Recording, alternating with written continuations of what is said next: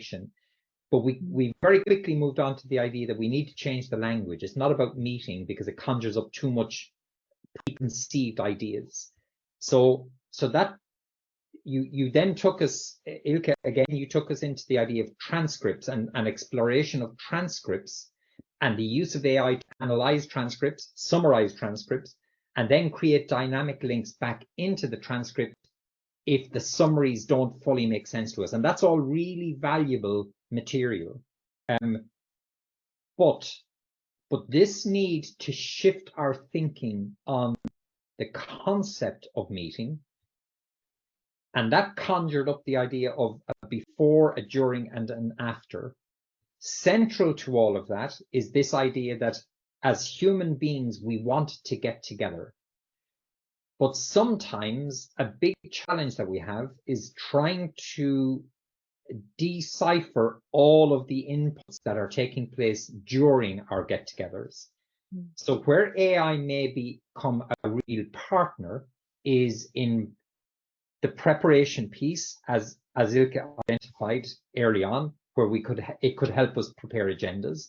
In the meeting piece, where it can help us to dynamically either create visuals. Karen, you made that point, and there's a real visual out of that, the idea of mind maps, and dynamically representing the conversation as it's happening. And then there's the idea of doing summaries after the event with links back into the transcripts to bring us into the full flow if that was necessary.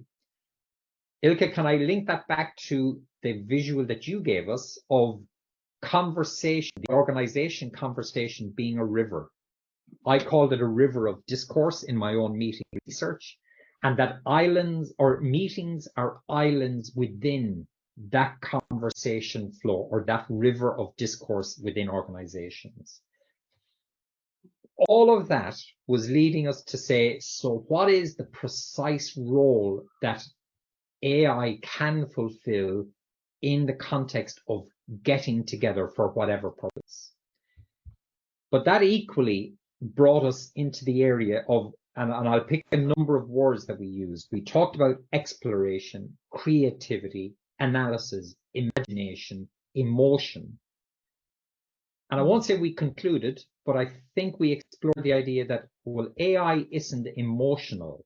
It doesn't have emotion.